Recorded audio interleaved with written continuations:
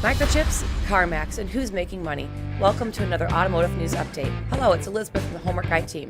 If you missed the big guy, stay tuned to our community page for updates on Kevin's recovery.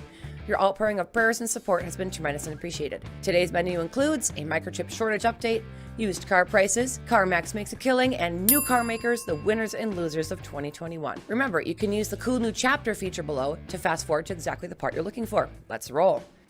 Here are the latest numbers on the microchip shortage for the North American auto industry. According to Auto Forecast Solutions, in the last week of September 2021, 214,000 new vehicles were cut from production, but in the first week of October, only 9,000 vehicles were cut. Plants have stabilized in the sense that with the current supply chains of microchips and other things, they can make a predicted steady amount of vehicles instead of guessing.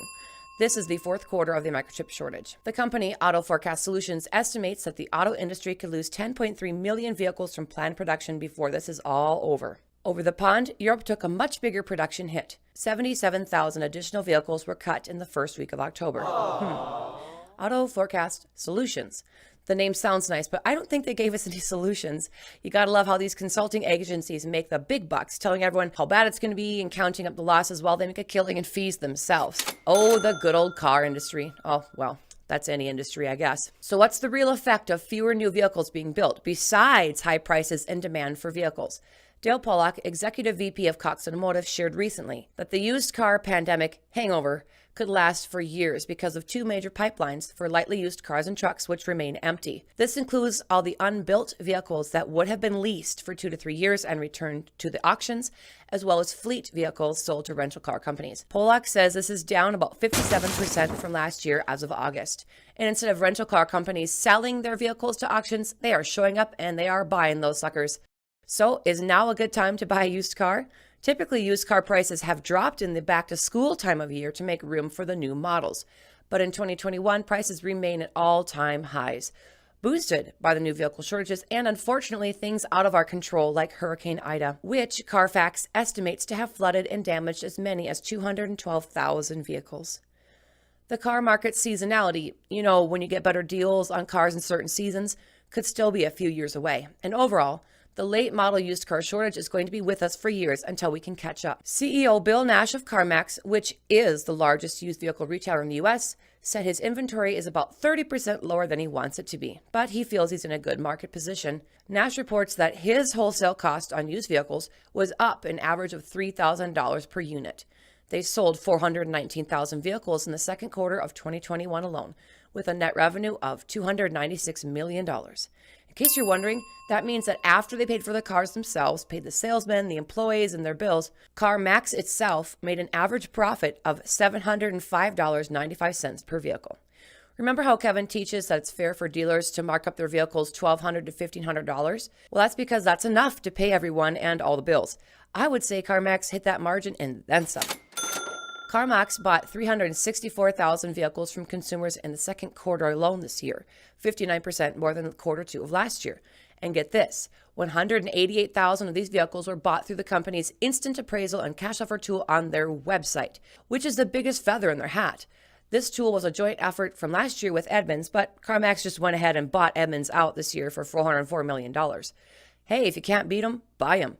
So, if you trusted Edmunds' site in the past, expect Edmunds to now sing CarMax's praises. I'm curious, did anyone in our audience use this instant cash offer tool, and did you get a great price for your vehicle?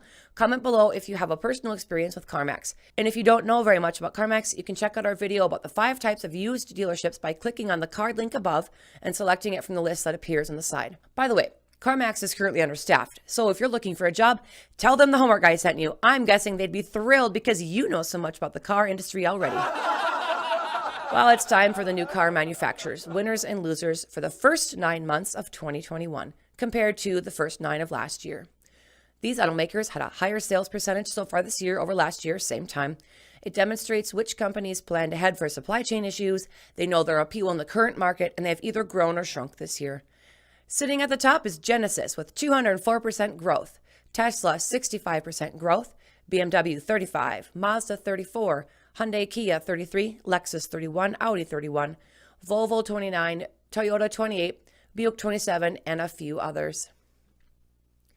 Biggest losers by percentage from this year's sales compared to last year's sales are Fiat down 41%, Jaguar down 25%, Infiniti down 19%, Dodge 14%, Lincoln 11%, Ford 7%, Chevy 6%, Chrysler 2%, and GM breaks even. The top 5 automakers with the most U.S. vehicles sold in 2021 are Toyota, 1.8 million cars, GM, 1.7 million, Ford, 1.3 million, Stellantis, 1.3 million, Honda, 1.1 million, tied with the honorable mention Hyundai Kia, also 1.1 million. If you compare these two lists, Toyota sold the most units and had a 28% increase. GM came in second, but it did the same as last year. Ford moved plenty of vehicles, but dropped 7% from last year. Stellantis also moved a lot of vehicles, nearly the same as Ford did, but they only grew 3%. Both Honda and Hyundai put up some big sales numbers and growth. And in case you don't know what Stellantis is, it's a conglomeration of some of the familiar brands like Chrysler, Dodge, Fiat, Jeep, Maserati, Ram, and a few lesser-known ones called Opel, Alfa Romeo, Citroën, US Automobiles, Fiat Professional, and Peugeot. Fiat, Dodge, and Chrysler were all on the loser list, while Jeep and Ram were on the winners. Stellantis also encompasses 2 companies. The first, Leasys, was founded in Italy, and it's a medium to long-term vehicle rental company featuring 330,000 vehicles in 12 European countries. Free to Move, the other one, operates 400,000 vehicles on the same premise both here in the U.S. and in 169 other countries. These companies focus on electric vehicles and renting to business clients. For what it's worth, or not worth, there are actually 285,000 electric charging ports in Europe. But the price of fuel has been outrageous there for many, many years. So I'm curious how this seemingly manufacturer direct to renting business model will do here in the US and if it sticks. All right, if you appreciate our video today, consider giving us that great big thumbs up. And please always remember to comment on our videos and share them with your family and friends. Comments really matter because they boost our searchability and lead others to create Homework Guide content too. The entire Homework Guide team is here to represent you, the car buyer, and that's what we love to do. Thanks everyone for coming back. We'll see you on our next video. As Kevin always says, you guys rock. I'm the amazing Elizabeth. Gotta go.